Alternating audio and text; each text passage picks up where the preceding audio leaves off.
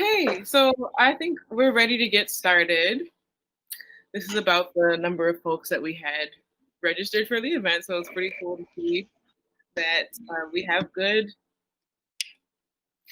show.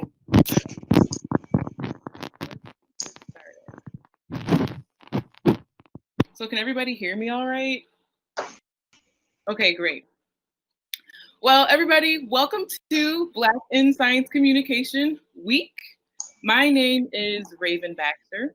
I am a science communicator, and I want to tell you a little bit about what we're doing today, a little bit about what Black in Science Communication is about, and also what we have in store for you throughout the week. So I am very excited today because we have some fun things going on, right? Today is an introduction to SciComm. It's SciComm101 being led by Gemima, Philippe. Philippe, okay, You see, I corrected myself. And I have organized Black and SciComm Week because I recognized that there was a huge need for there to be a retreat in the Black SciComm community. And this year has been a very extraordinary year for many different reasons. And I felt, and after I spoke with other Black science communicators, I learned that it was a shared experience that many of us were feeling like our voices were tired because of all of the events occurring this year. We are using our voices, advocating rightfully so for human rights and for justice and to be treated like human beings, right? And doing that doesn't come at no cost, right? And the cost often has been that we have sacrificed our voices in science for, talking about other things that are also important to us. But if you identify as a science communicator, then that most likely means that you hold science near and dear to your heart, and that communicating science is very important to you. So Black in SciComm Week is it's meant to focus on the needs of Black science, exclusively a space for Black science communicators. We are amplifying voices in the Black community who speak on topics related to science communication. And it's very important that a diversity of people hear those amplified voices and participate in these conversations so that we can all learn together and grow together as a community. So this workshop is intended to be an informative, introductory spiel, educated spiel from Gemima Philippe about how to start your career in SciComm and some things that you should be thinking about as you begin your career as a science communicator. And Gemima was someone that was recommended to me by many people, and I can't wait to tell you how many great things that she is up to. So she is a communication associate for the AAAS Center for Public Engagement with Science and Technology. She coordinates marketing and social media for center programs, facilitates communicating science workshops, and supports other center programs. Prior to joining AAAS in 2016, Gemima worked with both federal and private sector clients to promote occupational health and health communication services, and with volunteer organizations to promote adolescent health. She holds a master's in public health marketing and communication from George Washington University and a bachelor's in communication from the University of Maryland. So without further delay, I'm very excited about this, and I'm gonna get off this platform to give it to Gemima. Before I do that, I want to just give a quick thank you to our sponsors who have made this possible. Thank you to the Chan Zuckerberg Initiative. Thank you to Diverse SciComm, and thank you to Compass SciComm and our many anonymous donors for contributing their generosity to helping this event be possible. All right, Gemima, take it away. All right, thank you for that introduction. I always forget that I do stuff. So thank you for reminding me about all the work I do. Like I said, this is So You're Interested in SciComm. And I will say that like my approach to SciComm is more, let's give you things to think about. Let's give you directions to head in. I've been with AAAS for about 4 years, and before that I was doing some private sector work. And what I've learned is that there's really not one way to do SciComm. So me trying to give you a formula is kind of futile. But jumping in again, so didn't realize I was going to get such a warm welcome, but this is a couple things about me. My background in health, and I really wanted to share today's things that I've learned along my journey through health communication.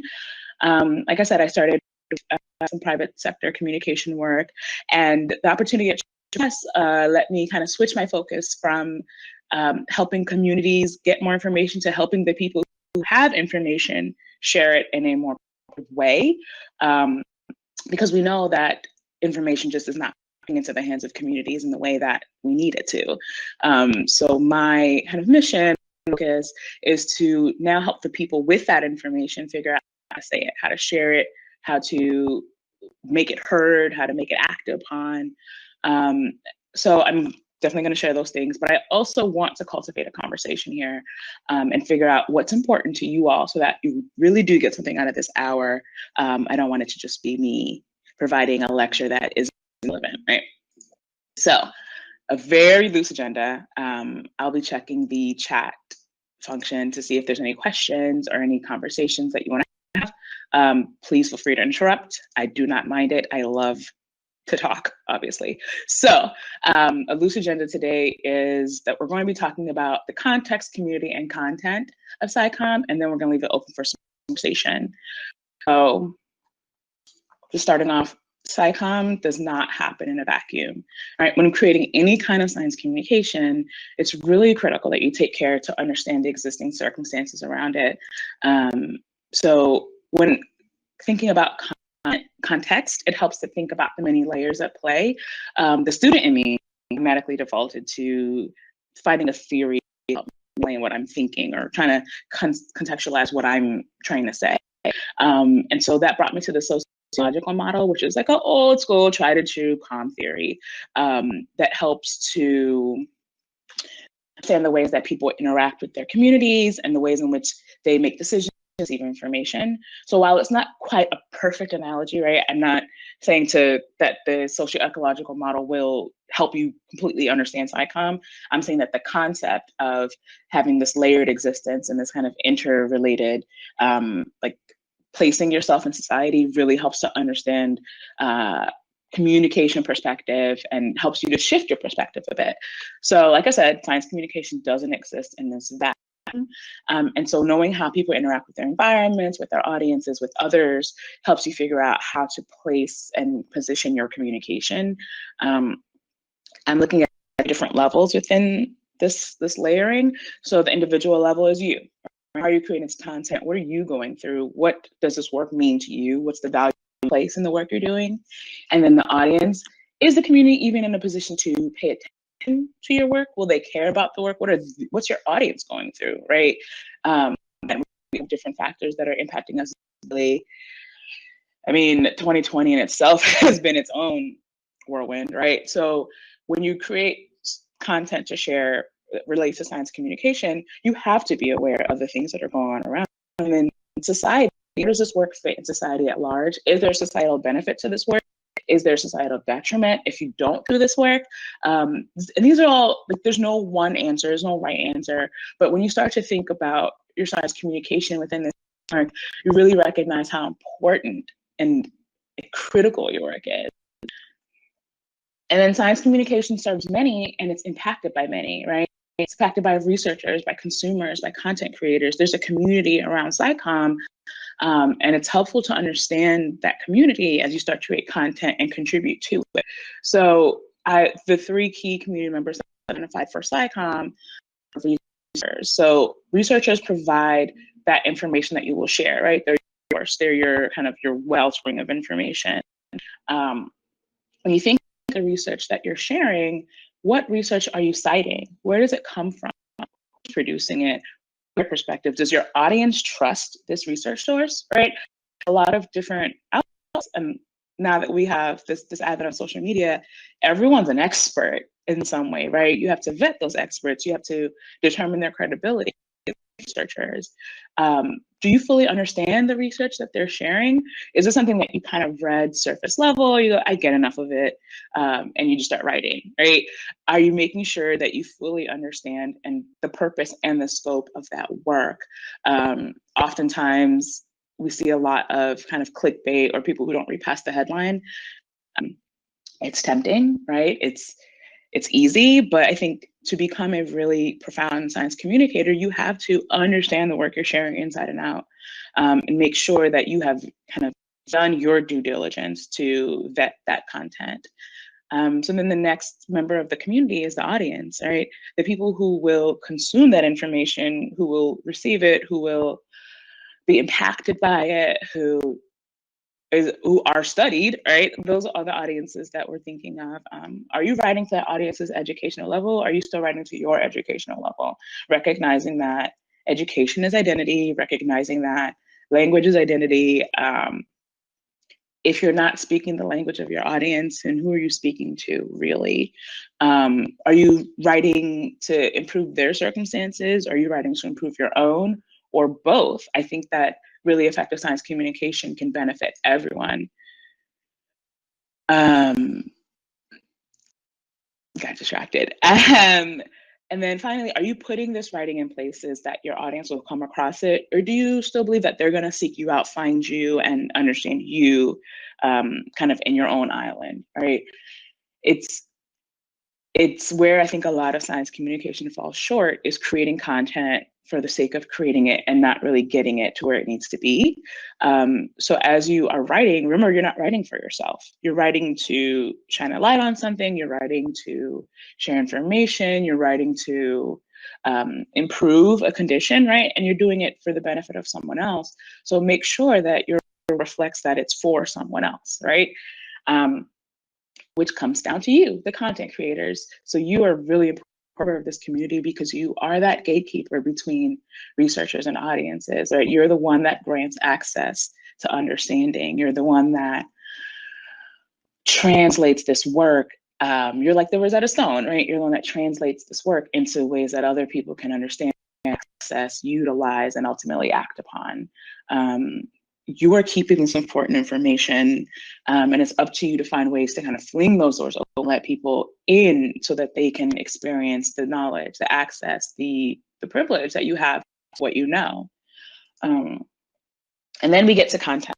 So content is critical. It's important to focus on what you're saying, but it's super important to focus on how you say it. The how can cover medium, tone, delivery. That how you say it is so important because it determines how people will hear it. So before you start to write or create or shoot or whatever, you have to know why you're doing it. What do you want your community to do when they kind of consume your work, right? What is it? Why are you doing this work? What is it that you intend to happen? So as you go into creating your content, you want to consider your why.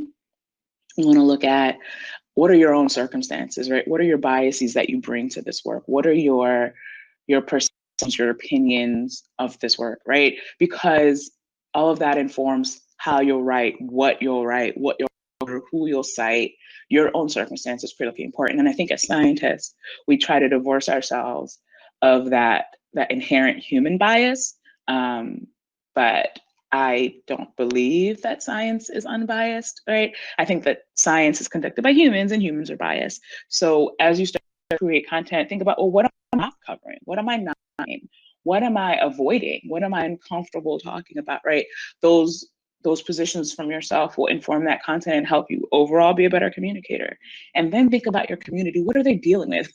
As Black people in science communication right now, as Raven said, like, work part, right? And work in an ideal situation, your work is already layered and challenging sometimes, and rewarding, and it's a lot. And then when you look in the greater context of what's happening in America and in the planet, right, there's other concerns that have nothing to do with work for you, but they will inform what you write, inform what you'll say. So you have to be aware and be honest as well, what your context is, and then what your community's context is, right? How does what you're writing benefit your audience, your community, or society at large? What is the reason that people should listen to you? And then finally, are you speaking that language that your audience speaks? Are you speaking science? There's a couple of different ways to break that down, but what is it that you are saying? What's the value that you're adding to this conversation? So once you figure out your why, it's time to get to work. There are plenty of ways to create effective content, and honestly, many ways as there are topics. I mean, we could write. There's social media. Raven has shown us like music is essentially communication too, right? There's so many different ways to create content, but what you do in most cases is you're writing things down. You get your ideas out. As someone who uses procrastination as a tool, perfection as a tool for procrastination, right? I've learned that you just have to write. You just have to plan it out, storyboard it out, and get started. And then once you're done with that creation, you go back and you review it with a critical eye centered on your community. You do it through the lens of the people you want to read it. You do it through the lens of the people who might oppose it or support it, right? You look at this work critically to make sure that the position that it takes is one that you want to kind of embody. And you also look for ways, using your audience's eye, using that lens to improve. Maybe it's not clear. Maybe you're speaking at an academic level. Maybe you're full of jargon, right? Because you want to sound smart and you want to sound like you belong in the conversation, but it's excluding your audience in that way. Maybe there's a lot of run-on sentences, right? I love a good comma.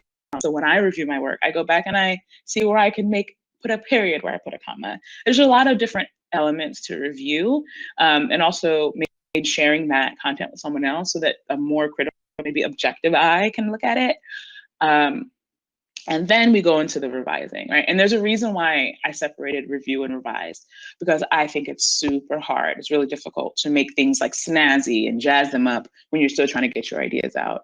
And so I always go back like a third step and find my like alliteration tool. I find my my story. I find my pull, right? That thing that makes your story unique and that makes people want to tune in. I also things that I found in my review, and I make sure that I'm filling the gaps that I've identified. I find my angle.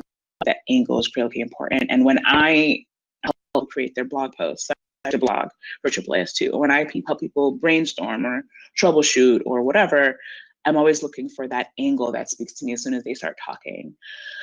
Sometimes the angle is just their passion for their work. Science people love science, right? People love the work they do. They're super passionate, and even if the field is really technical or dense, that passion always shines through. And that's what I usually tell people to go with when they're writing, when they're creating content for other people, is find the place that your passion was sprung, and that's usually the place that other people can connect with you. So I said, like, Raven's passion has been music, and she's shown us how to create content that connects with people where they are lyrically or sonically, right?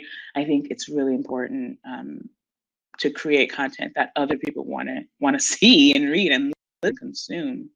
I will say that I hate lecturing. I'm not a fan of just talking for hours. So I wanted this session to be a space where we could engage in conversation. I want to know, what is everyone else doing? I want to know what's helpful to you. I want to answer any questions you have. If you have some good examples of SciComm, share them. If they're yours, go ahead and stunt. Let's brag about the work that we're doing. If you have some examples maybe of your own that aren't so great, this is the time. I love self-promotion. Brag about yourself, brag about anything you're working on. If you have questions for me about SciComm careers, I can try. Right? I'm a person who kind of just takes the path that leads to my greatest endpoint. So if that's career motivation, then sure. Let me get into these chats. I don't know, Raven, can you unmute people, or do I just read them? I'm down for whatever. Yesenia, sure, I can share the slides with you. I have my email address is all over the place now, so just email me, I'll send them out, or I can give them to Raven if she wants to have a mass distribution. Allison asked, what are the best places in my experience to communicate science and reach people? Everywhere, wherever people are. When I teach the work, I talk about audience message, engagement, implementation, and all that. And I should note, silent little plug for AAAS. So we have a really robust communication toolkit. Let me drop that link for you all. But our communication toolkit is basically all the content that we share in our workshops. We just post it, right? We want access to information. We know that, yes, you can have all this information and you still need us, the secret sauce, to make it make sense. So I just dropped our cool toolkit in the chat. There's resources there, but science communication is everywhere. Science communication is social. Science communication is in person. Science communication is at the target. The best places depend on what you're trying to do. If you're trying to impact change or change policy, then the best places are in legislative space, right? But it really is unique and individual to what it is you're trying to accomplish. Allison, I know that's an answer, but it's just not one place or one best process. Trinity, I want my content to be easy to digest and fun or casual for my younger audience. I want it to impress my future mentors. I fear my content is limited by 2 different groups. In that case, so younger audiences, I'm of the belief that as soon as we learn where teens and younger audiences are, they figure out we're watching and move, right? So right now, the conversation is around TikTok, mostly Twitch, all these platforms where younger people congregate. A lot of their platforms are kind of insular, and they're really looking to connect with other people away from the prying eyes of adults. Roblox is another place I know a lot of people congregate. The idea of impressing your future mentors, I think your success will be the way you impress people, right? So you can't create content, I think, for kids and for your mentors at the same time, but you can create content that resonates so well with kids that your mentors have to take note. And that comes from gathering information and knowing how many kids are you reaching, what's the conversation around that. Like, business-minded person, like my background is in marketing, communication, business development. I'm always looking for, are you making the case for why you're important? And so the content won't necessarily be what your mentors focus on so much as the impact that you put on the audience. Oh, code switching when you talk science. That is a thing. That is a strong thing. I have a t-shirt that says too tired to code switch because sometimes I'm tired, right? I think that code switching indirectly tells people that you can't be your authentic self. They'll say things that are important, and I never want to do that. So even in my experience with younger people, Black girls, Black boys, anyone, in my full self, obviously I don't cuss children, but I show my passion. I show what I feel. I don't think that I have to, I'm at a stage now where I don't think I have to hide or minimize myself to share things that are important. If you're gonna discredit me, you're probably gonna do that anyway. So I'm not in the business of telling you to respect me. You just do or you don't. Mm-hmm.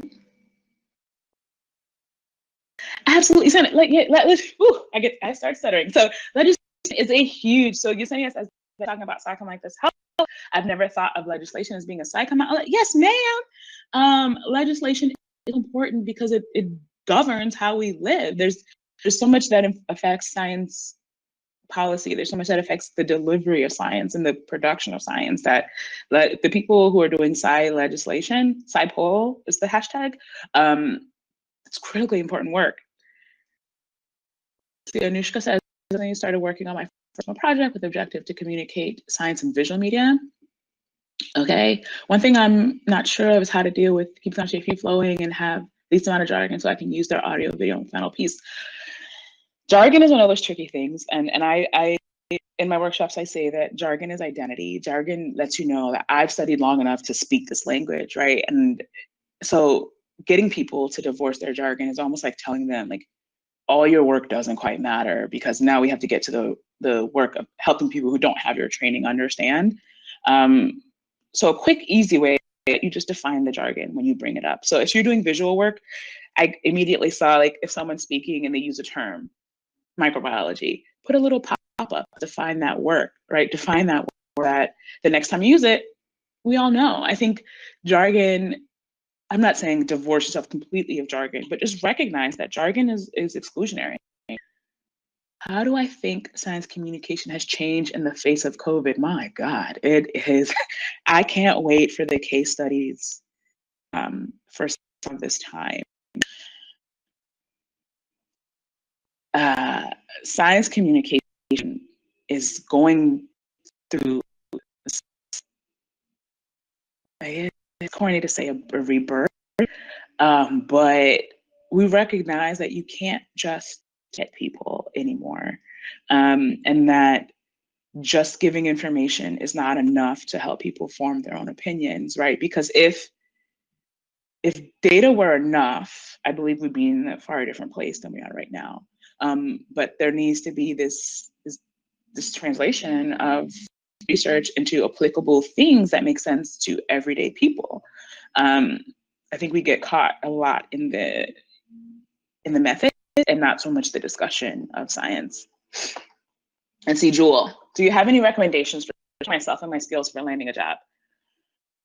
Ooh, child, I just got into SciComm within the last year, and now I'm graduating. My graduating portfolio isn't developed as I'd like. I'm a great writer, but just entering different sectors.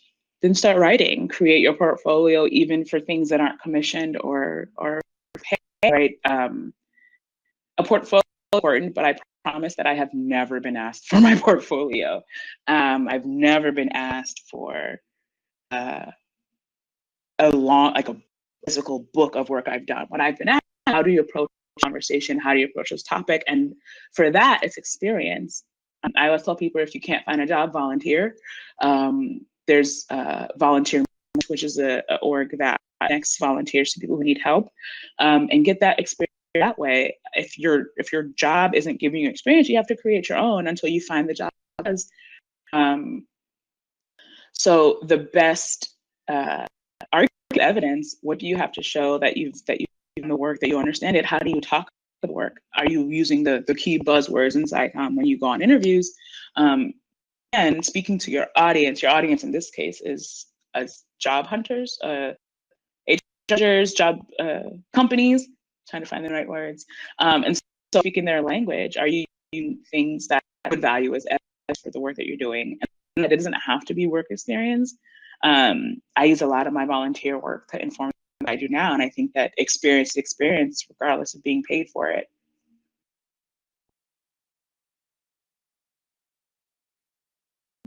Knowing what you know now, what would a 5-step process for getting into SciComm look like? Whew, okay.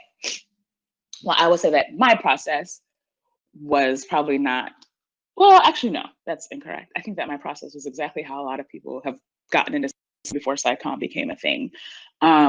First is, I am by default a word nerd, right? I am by default someone who believes in the power of the way you place your words together.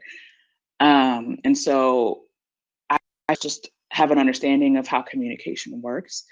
There's a lot of comm theory. I'll say that I'm more and more traditional communicator in the sense that there are theories that explain how people receive information, how they process information, how they act. Behavior change is huge. So my 5 steps would be, first, to educate yourself on what SciComm really is and how the impact of exists. Second, again, is to gain experience, even if it's through work or volunteering or practice or personal stuff, whatever it is. Gain that experience so that you can walk into any room and say, you know about science communication. Third, I would say continually build your skills. Science communication itself changes so much that while the theories don't change, the actual practice of communication changes radically, like every generation, I think. Technology causes it to change.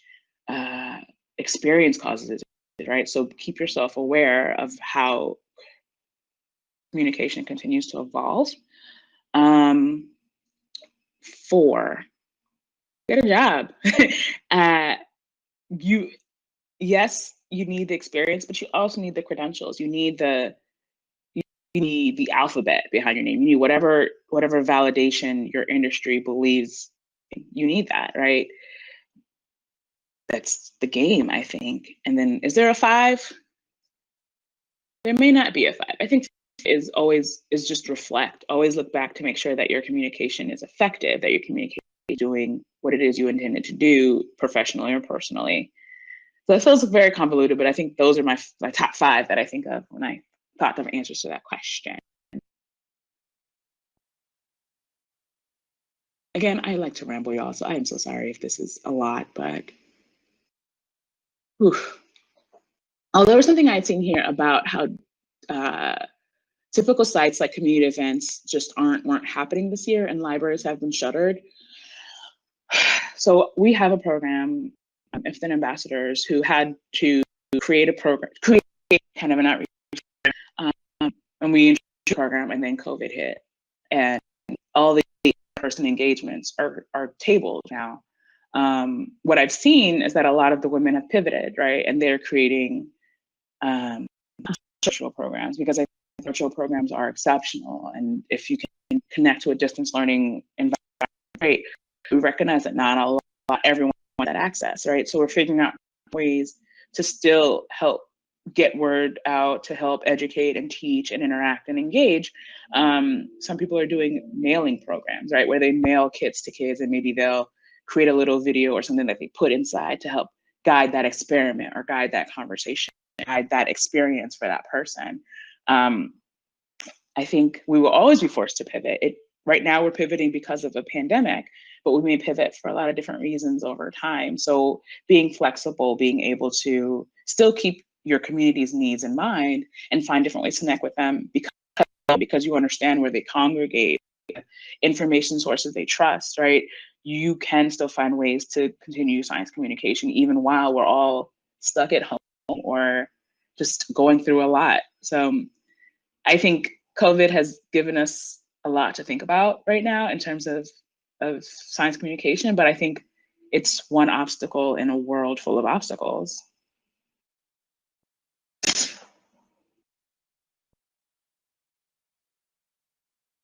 Let's see, any more questions? This is fun, actually. My nerves are gone. This is a lot of fun.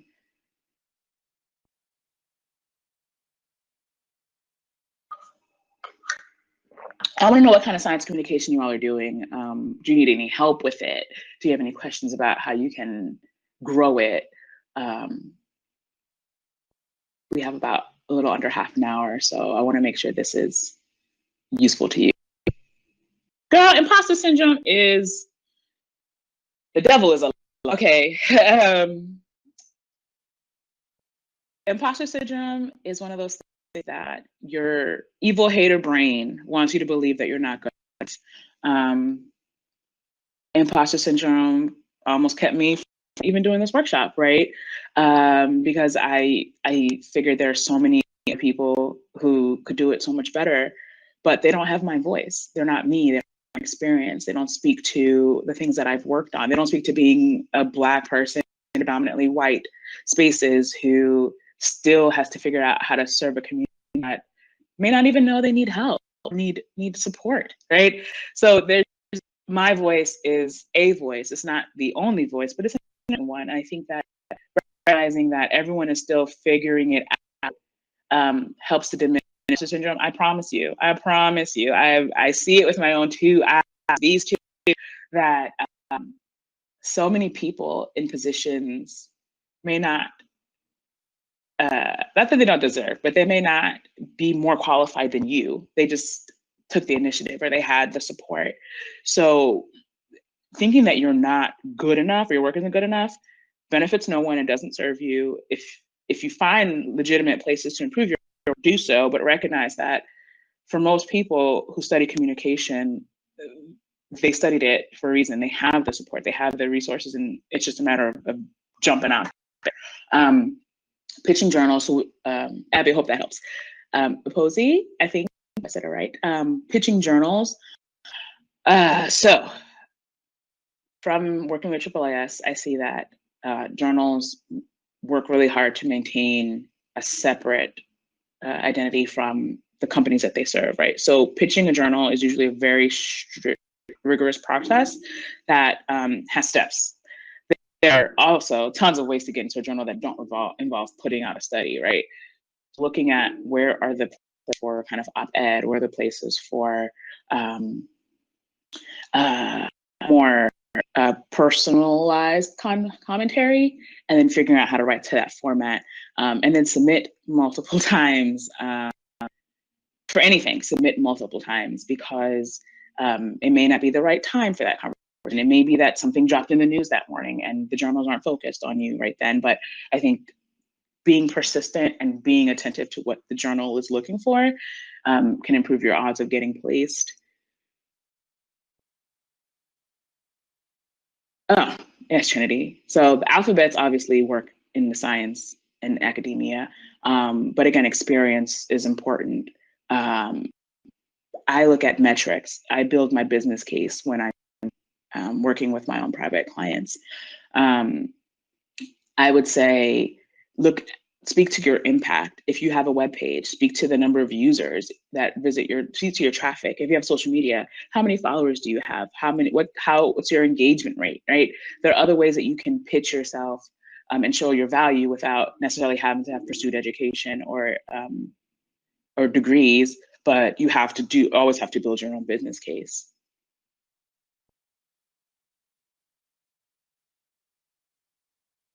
For AAAS Mass Media Fellows, so the intent, Adrian, of that program is to take scientists and put them into journalistic experience, right? So you don't necessarily have to have a lot of writing or evidence of being a journalist. Like, that's not the point. The point is a good scientist who wants to learn how to communicate. So I think more so than the clips that you are sharing is really discussing your intent to learn communication, your intent to be a contributor to this conversation.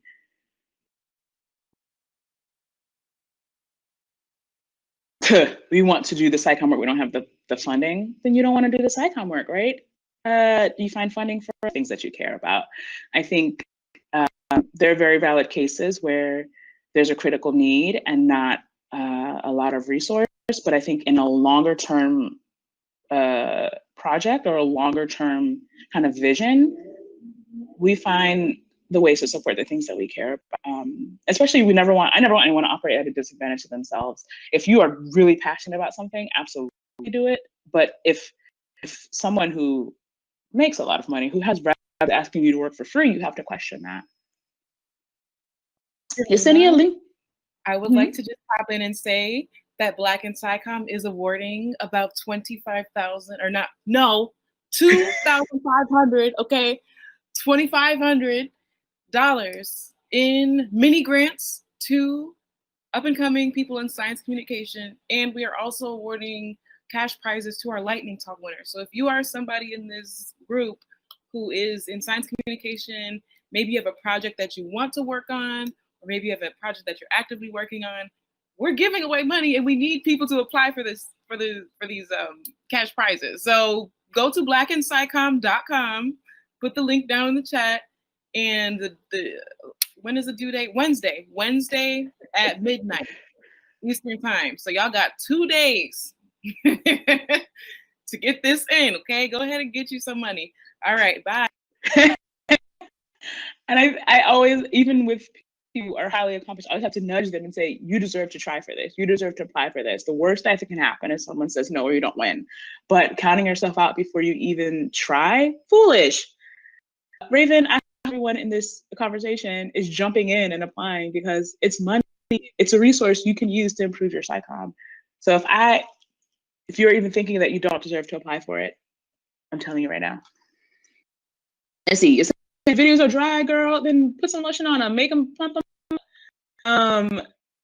The intersections in science is wicked excited. So intersections of climate change and prison. Yes, ma'am. I feel like I cover that better in writing. Well, again, where you think about who is your audience, who's going to be consuming this work that you're doing.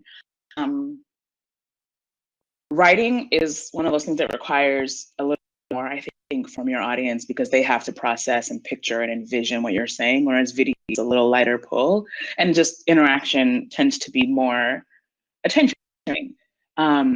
So I want to see these videos. Yeah, I would love to just kind of do a quick review. Drop your links, girl, because I think there are tons of ways to make things interesting. And again, whoever you want to be watching these videos, I would find maybe one of your friends who fits that description and ask them to watch it and see what they like, what they don't like, because friends are brutally honest. They'll tell you the truth. They'll hurt your feelings, girl. They'll get in there. But yeah, I think if you think it's dry, it probably is dry, but that doesn't mean that it can't be saved.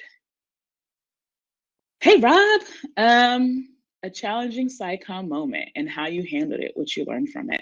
I have those all the time. Obviously I'm perfect and pristine. I don't have challenges, but if I were to be a person who was challenged, I would say, in our workshops, we use this example of my work I do with adolescent girls in DC, or that I've done with adolescent girls in DC. And in that workshop, we talked about how I was trying to teach them about nutrition. And, you know, I'm a geriatric, so I know the food pyramid, and they're up and coming youth, and they learned the My Plate. And so like I legit walked in saying, yes, I'm gonna teach these girls about nutrition. I'm gonna talk to them, whatever. And I was operating from like a very American centric diet, even though I myself, like, yeah, I'm Caribbean born, but I was like, here, have an apple and a sandwich and a glass of milk, right? Like knowing that I had plantain for breakfast, or plantain and eggs, right? So I think for me, I realized that like I'm still learning out of the rigid SciComm that I've been taught. And the idea here is like, even at this stage in my career, I still find ways that I'm falling short. And I need to be culturally competent. I need to be aware of who I'm talking to. It's easy to teach it, it's hard to do it. And I tend to default to a lot of kind of standardized examples. And I'm unlearning a lot of that kind of cognitive process myself. Jermaine asked for resources or daily practices to help you build your science communication and writing skills. Jermaine, you just gotta write. This is a fun activity, is to find something that in your work and just quickly translate it into lay terms. I think the practice of translation of scientific literature is so critical, and we just take it for granted. So daily, I would say in your work, find content, translate it into the habit of thinking outside of that context. I love Vanessa. I love cosmetics and skincare. I enjoy having conversations about science behind it. Oh, we have an ambassador that's that. I've done panel and speaking. How do you deal with paranoia or skepticism in science? You lean into it, you acknowledge it. My frequent issue is trying to communicate that their trigger bars are chemical, synthetic, organic, vegan. Neither of these words are bad or good, but they can make communication difficult. They do. Here's the thing. Paranoia and skepticism of science isn't going anywhere, right? And it comes from distrust, right? We have a history of not trusting a lot of research, especially in minority communities, marginalized communities. But I think it's fair to acknowledge it and to say, and to find your own evidence of when that's not the case. I think if you try to combat it or change people's minds entirely, they're going to cling to their core beliefs that this person is just trying to convince me of a lie, right? But if you can say, well, this is what I do in my work. Yes, there are chemicals, but here's what chemicals really mean. Here's what synthetic means. Here's what organic means or vegan means, right? If you can provide that understanding, not that you'll convince people, but you'll disarm them. I found that I don't even come in talking about science in a lot of the spaces that I'm teaching about science, because we all have our kind of defenses up, right? And we're all bracing ourselves for what we think we're going to hear. So I talk about working with girls in DC. I talk about my work at AAAS, and we get to the science, we get to the content, but you have to find in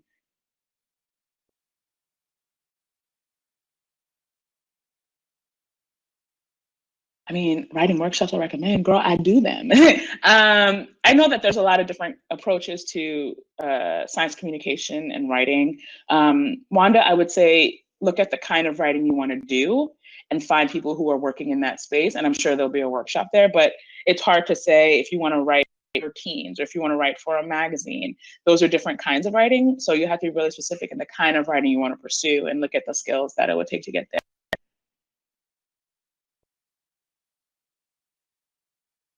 Let me drop a link. Boop, open that. I'll watch that later. Let me go ahead and mute it. Thank you so much, good sister.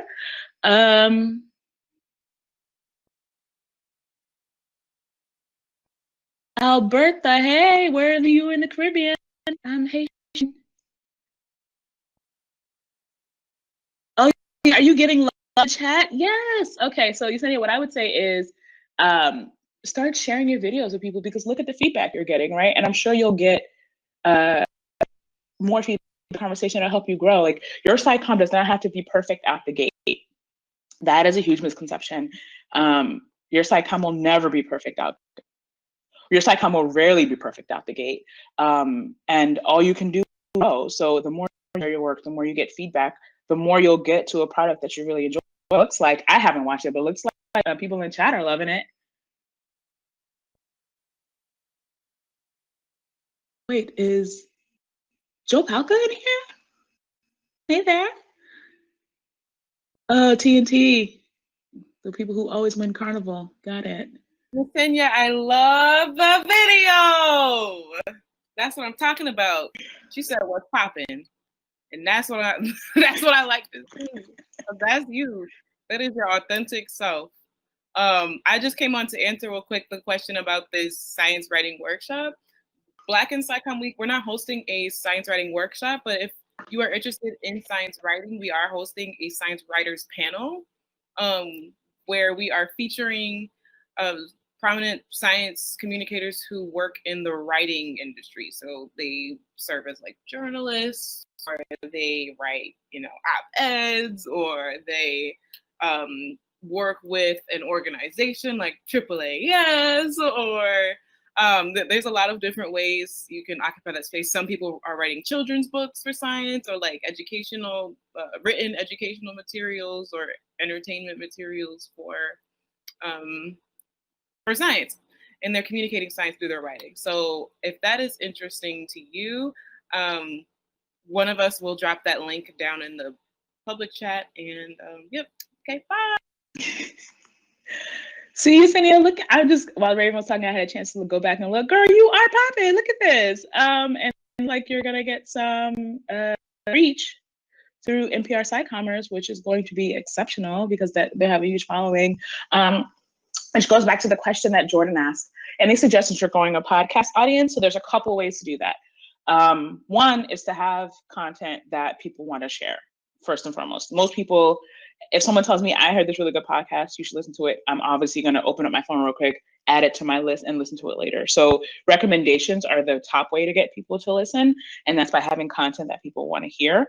But also collaboration. So I would always recommend finding one or two people who are related to a topic in your podcast, because when you bring them on your show, right, their audiences come with them because they're going to be promoting that they're appearing here. And then usually people stick around at least for one or two more episodes.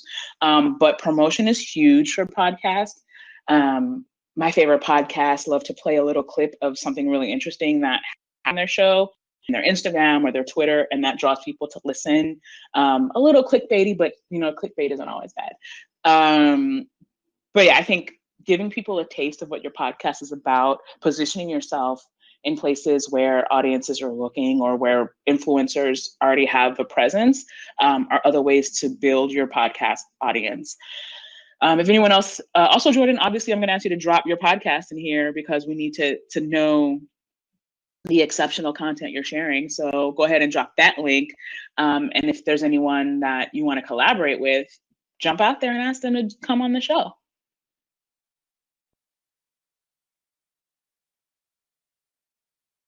Hi, Lucy. Hispaniola. My goal is to promote science careers in the Caribbean, among other spaces. Oh, yes. my own ignorance didn't allow me to realize that science is huge in the Caribbean. Science communication is huge. I had been looking at doing a workshop in Puerto Rico because there's 3 different gigantic research institutions there looking at a lot of different disciplines. So I think that the capacity is there, the potential is there. It's just a matter of shining a light on it. So kudos to you for that work.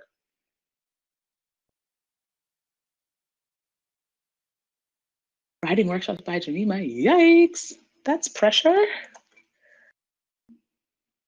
Be scientists. What is a geoarchaeologist? That sounds important. Obviously, you guys know that I'm going to be deep in this rabbit hole of all these resources you are sharing once we're done. So thank you.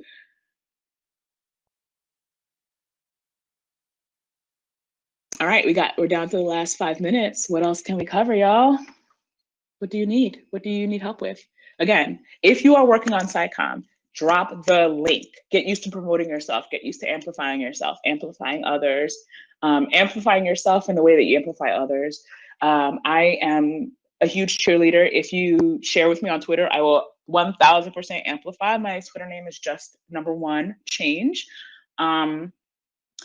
I will say that I am in a very unique position that I'm one of the gatekeepers. I admit that to myself freely, that I have a lot of access to a lot of different people in science and science communication, a lot of organizations, and I just know a lot of resources. So please, I make myself available to all of you. We're now internet best friends.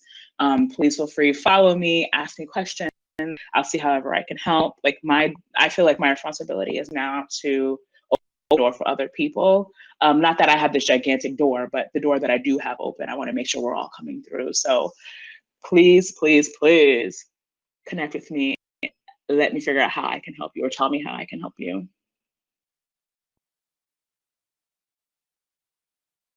Y'all are out here.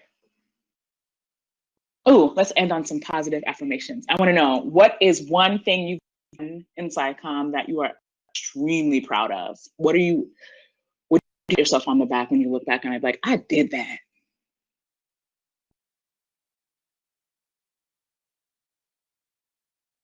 Matthew says, my goal of making people feel less like science is something scary or foreign, and more the connection between science disciplines. Yes. There's a constant struggle between accuracy and creativity when I'm talking about complicated topics. There is. Sure, I can take a look, Matthew. I'm sure everyone else would love to take a look too.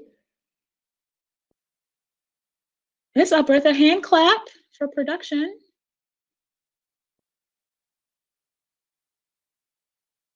Congrats, Shane.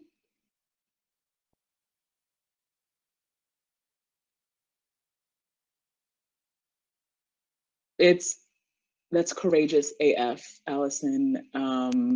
It's terrifying to create content. I hate the sound of my voice so much, but I still seem to be creating all this content and talking out loud, right?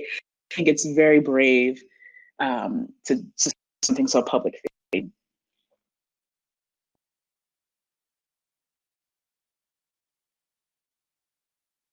Raven, I see your face. Is it time to wrap?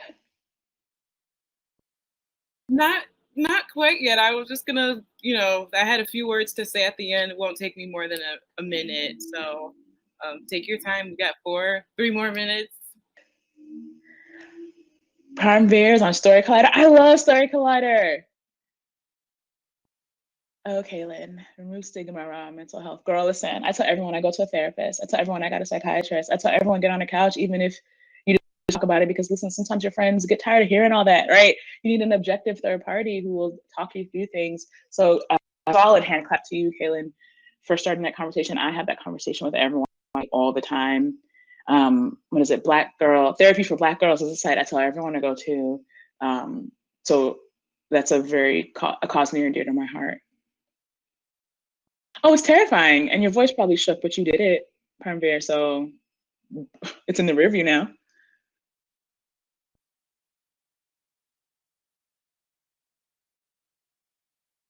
Y'all are wonderful. I'm happy we did this. This is exciting. Thank you so much. I'm loving these questions. Everybody is so engaged, and this is just, I I feel like people really did get something out of this. I hope so. Yes, absolutely.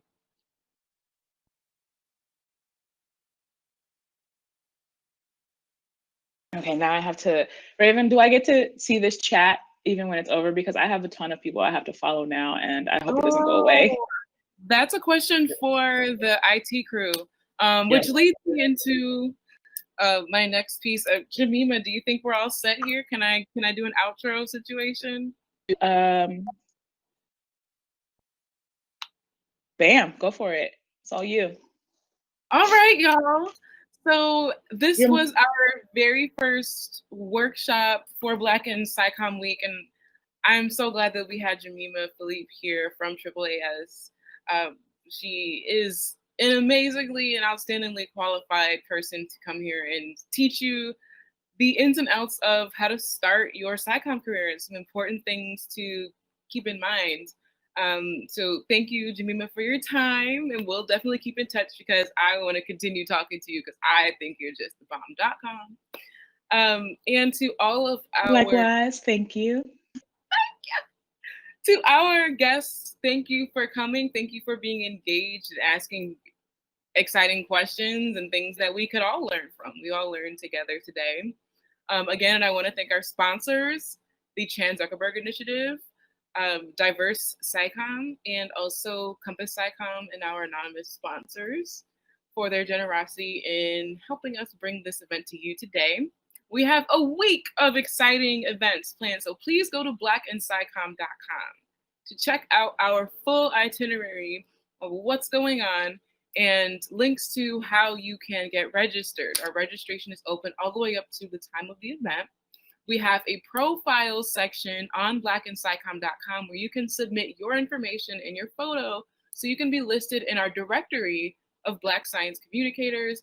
And so make sure that you take advantage of that as well so that you can have some visibility as a science communicator if you consider yourself a part of the Black science community, or science communication community. Let's see, what else? We are, again, giving away $2,500 in cash prizes to our Lightning Talks winners and to our mini grant winners, okay? So that is open to anybody. All you have to do is apply. The details for that are on blackinscicom.com. Let's see, gosh. Oh, and one other important thing, we are Black in science communication, and it was very important for us to use a company that we thought resonated with our intentions on supporting and uplifting the Black community and amplifying Black voices, but also pouring in and investing our time and working with Black companies. So the program, the web-based application that you're on right now is called Whistle. And Whistle is a Black-owned company. So the site that you're on right now is owned by a Black person. And we are very excited for this new alternative and supporting and uplifting a marginalized community in utilizing an everyday resource, especially during this pandemic.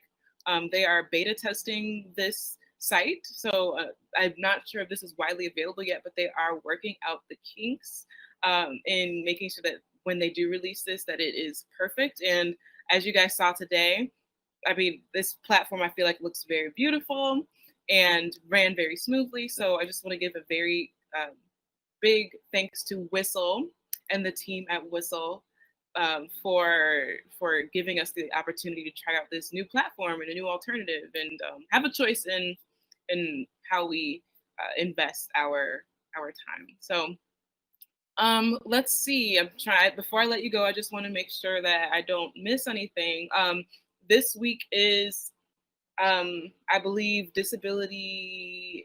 I'm not sure if it's Disability in STEM Week, but one of the communities online that are focused in highlighting and amplifying the voices of disabled people or indifferently abled people are having a week of. They're having a week of visibility this week. So I implore that you also go and support other communities that are actively celebrating and amplifying voices within their communities and support other Black and X movements occurring as well. Okay, so it's a month. Thank you I was waiting for somebody to add more info. Harmveer put in the link in the chat. It is twitter.com/disinhighered. And it's a month. So please support them as well. And yeah, thank you so much, everyone, for your time. And we'll see you for the next event tomorrow. Have a great day, guys. Bye.